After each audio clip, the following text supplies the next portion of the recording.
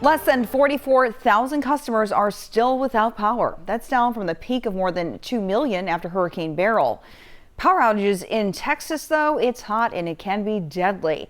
At least 4 people in Houston died from heat-related deaths since the storm. There have been 9 deaths total. Yesterday, in another possible Houston storm death, a woman was found dead in a hot condo near the Museum District.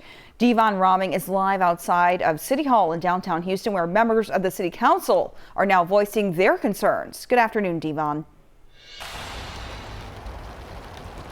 Well, Cheryl, members of City Council say these deaths should not have happened, and they are now reviewing their storm preparations ahead of the next natural disaster in the area. Now, the condos where the woman who was found dead yesterday were located in part of what's called a nested outage, where power is restored to the surrounding areas, leaving certain pockets in the neighborhood without.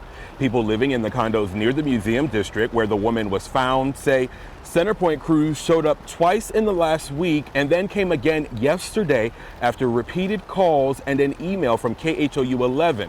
As a result, the city says something has to change moving forward. It didn't have to happen like this.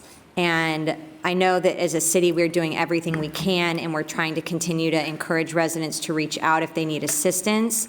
But with the temperatures rising this week and power still out, I just want to voice my concern that we are not out of this yet. Let's focus on that, then hold people accountable, do an assessment, action review, and make certain that CenterPoint knows that it's unacceptable. The city says they currently have 69 city facilities serving as cooling centers, including libraries for those in need. We're still waiting to hear if the woman's death yesterday was heat related. CenterPoint says the issue that caused the nested outage at the condo was a pad mount transformer that needed repairs.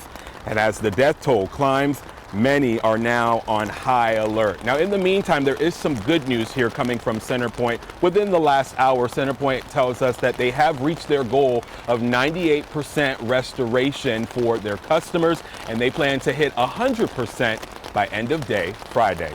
Live in downtown Houston, Devon Romming, KHOU 11 News. The heat and people without power, even if it's 1 or 2, still so dangerous and one too many. Thank you so much, Devon. All new this afternoon, we're getting a look at the impacts of Hurricane Beryl on the Houston Independent School District. HISD says it was significantly affected. 200 campuses lost power, 20 of them still in the dark, and 60 campuses reported roof or structural damage.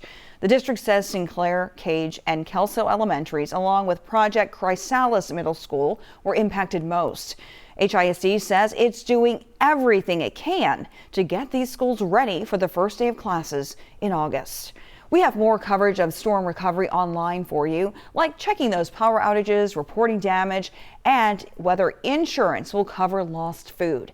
Just text the word storm to 713-526-1111 and we'll text you back some links to those stories and more information we have on KHOU.com.